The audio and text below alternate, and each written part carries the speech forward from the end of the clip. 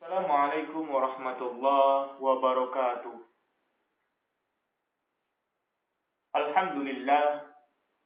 Alhamdulillah, Rabbil alamin. Assalatu wassalamu ala asyrafil anbiya'i wal mursalin, Sayyidina Muhammadin wa ala alihi wa ashabihi wa man tabi'ahum bi ihsanin ila yaumiddin. Asyhadu an la ilaha illallah wa asyhadu anna Muhammadan 'abduhu wa rasuluh. La nabiyya ba'dah. Subhanaka la ilma lana illa ma 'allamtana innaka antal alimul hakim. Subhanaka la fahma lana illa ma fahamtana innaka antal jawadul karim. Amma ba'd. Hadirin rahimakumullah. Pada siang hari yang berbahagia ini, perkenalkanlah saya untuk menyampaikan sebuah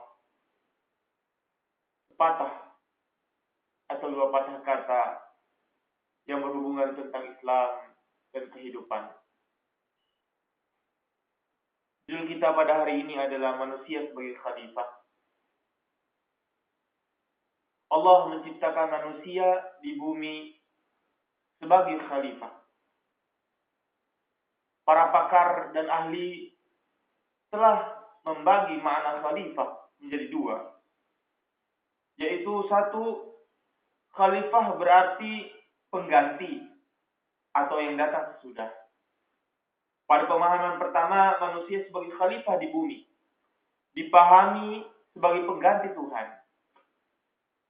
Dalam arti Allah Subhanahu wa taala yang mempunyai konsep, mempunyai kehendak menyangkut alam raya ini. Maka manusia diberi daya oleh Allah Subhanahu wa taala agar dapat mengelola alam raya ini sesuai dengan konsep yang dikehendaki oleh Allah Subhanahu wa taala. Di sini manusia berfungsi sebagai khalifatullah.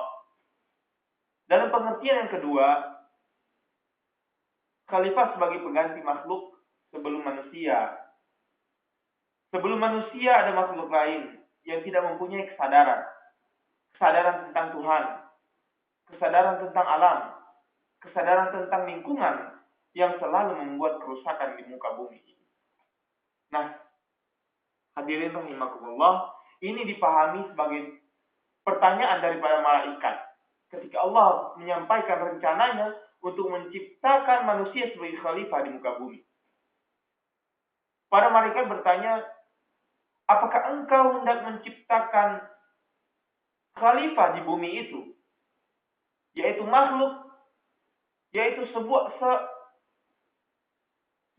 makhluk yang akan membuat kerusakan, membuat kebinasaan di muka bumi. Padahal kami senantiasa bertasbih dan memujamu dan mensucikan engkau. Surat Al-Baqarah ayat 2. Surat Al-Baqarah ayat 30. Menurut paham yang kedua ini, ada makhluk lain sebelum manusia. Mereka senantiasa melakukan perusakan di bumi ini. Namun, sebelum manusia diturunkan ke bumi sebagai khalifah, Allah memberi bekal kepada manusia. Bekal inilah yang harus digunakan dalam rangka menjalankan tugasnya sebagai khalifah. Tugasnya adalah merebut surga. Tugasnya adalah merebut apa-apa yang telah dijanjikan oleh Allah Subhanahu wa taala, yaitu kenikmatan-kenikmatan alam akhirat. Maka dari situ manusia diberi bekal, diberi petunjuk oleh Allah Subhanahu wa taala di muka bumi ini agar dia menjadi khalifah yang membina bumi sebaik-baiknya, memakmurkan bumi, mendidik dan menjadikan bumi ini sebagai tempat tinggal yang nyaman bagi dirinya. Karena itu, sebelum ia turun di bumi untuk tinggal, manusia diperkenankan untuk melihat surga terlebih dahulu. Bayangkan, hadirin rahimakumullah. Manusia sebelum turun di muka bumi ini dipersilakan untuk melihat surga terlebih dahulu. Kenapa? Karena diharapkan manusia bakal menjadikan bumi ini seperti surga yang sebenarnya. Di surga ada kecukupan kebutuhan manusia. Di surga mencakup sebuah hal yang diinginkan manusia. Bahkan yang tidak ada dalam alam imajinasi manusia itu sendiri. Hadirin yang berbahagia. Seperti firman Allah, sesungguhnya kamu tidak akan lapar di dalamnya. Dan tidak akan telanjang. Dan sesungguhnya kamu tidak akan merasa dahaga. Dan tidak pula ditimpa panas matahari di dalamnya. Kemudian surga juga digambarkan dengan suasana kedamaian. Seperti yang dinyatakan dalam surat Al-Waqi'ah. Mereka tidak mendengar perkataan yang sia-sia. Dan tidak pula perkataan yang menimbulkan dosa. Akan tetapi mereka, yaitu para penghuni surga, mendengar ucapan salam. Di surga tidak ada dosa, tidak ada kezaliman, tidak ada kebohongan, tidak ada kemaksiatan. Ini berarti manusia yang ditugaskan sebagai khalifah di muka bumi menciptakan suasana bumi ini seperti surga. Seperti saya katakan tadi, manusia hendaklah membuat bumi ini, memakmurkan bumi ini. Dan itulah tugas orang manusia. Sehingga bayangan surga itu terwujud di bumi. Kecukupan pandang, papan, pangan, ketentraman, kedamaian, dan kesibukan, keharmonisan manusia diberi potensi untuk itu. Dan pada saat yang sama, hadirin yang berbahagia, manusia juga diberi musuh, yaitu adalah setan. Yang kalau kita mengikuti langkah setan, maka kita tidak akan dapat merebut surga, tapi akan tetapi hadirin akan mendapatkan siksa Allah Subhanahu wa taala, yaitu azabnya neraka jahanam. Pengalaman menghadapi musuh ini, hadirin, bukan hanya dialami oleh kita semata-mata, tapi pada saat manusia pertama, yaitu Nabiullah Adam alaihissalam diciptakan, maka ia juga diperdaya oleh setan. Sehingga Nabiullah Adam dan istrinya Siti Hawa dikeluarkan oleh Allah dari surga karena terperdaya memakan buah yang telah dilarang oleh Allah Subhanahu wa taala. Manusia juga dibekali oleh pengalaman-pengalaman pahit agar dia tidak diperdaya, tidak mudah diperdaya oleh kejahatan-kejahatan setan. Setelah itu, hadirin, manusia diberi akal pikiran, diberi daya pikir, daya juang, daya fisik, dan daya hidup.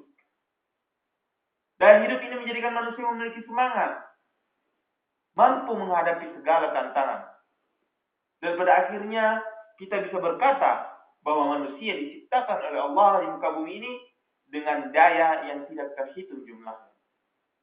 Hadirin yang berbahagia, manusia mampu mengoptimalkan daya fisiknya seperti bermain akrobat, tenis, voli, basket, dan lain sebagainya. Sebetulnya kita semua punya potensi untuk mampu melakukan seperti para akrobat. Manusia kalau mengembangkan daya pikirnya akan lahir sekian banyak Einstein dan ulama-ulama yang baru.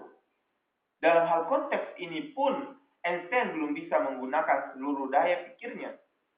Bila manusia mengembangkan daya kalbunya, akan mampu mengembangkan daya pikirnya yang lebih tajam. Sungguhnya mata yang digunakan oleh manusia untuk melihat adalah mata Tuhan. Mata Allah Subhanahu wa taala, mata yang diberikan oleh Allah Subhanahu wa taala. Bila mata ini diasah, akan dapat melihat sesuatu yang tersirat dari yang tersurat. Hadirin rahimakumullah, Pada intinya, setiap manusia diberikan oleh Allah setiap potensi-potensi yang dimiliki untuk bisa memakmurkan masjid. Dan dalam surat Al-Baqarah Allah berfirman bahwa Allah tidak akan menjadikan manusia di muka bumi ini melainkan hanya untuk menyembah Allah Subhanahu wa taala. Jadi hadirin, tugas kita di muka bumi ini adalah beribadah kepada Allah Subhanahu wa taala, menjadikan alam raya ini sebagai tempat untuk bersujud kepada Allah Subhanahu wa taala, sebagai tempat untuk mencari kebaikan dan amal perbuatan yang baik, membina kerukunan antar sesama manusia, membina keturunan yang baik-baik, beramal soleh, mengerjakan sesuatu yang disukai oleh Allah Subhanahu wa taala, dan menjauhi apa yang dilarang oleh Allah Subhanahu wa taala. Hadirin yang berbahagia, sekian penyampaian uraian singkat dari saya pada siang hari yang berbahagia ini. Segala kekurangan hanya dari diri saya, segala kelebihan hanya dari Allah Subhanahu wa taala. Wabillahi taufiq wal hidayah. Al-afu minkum usikum wa iyaya nafsi bitaqwallah wa qad fazal muttaqun. Wassalamu alaikum warahmatullahi wabarakatuh.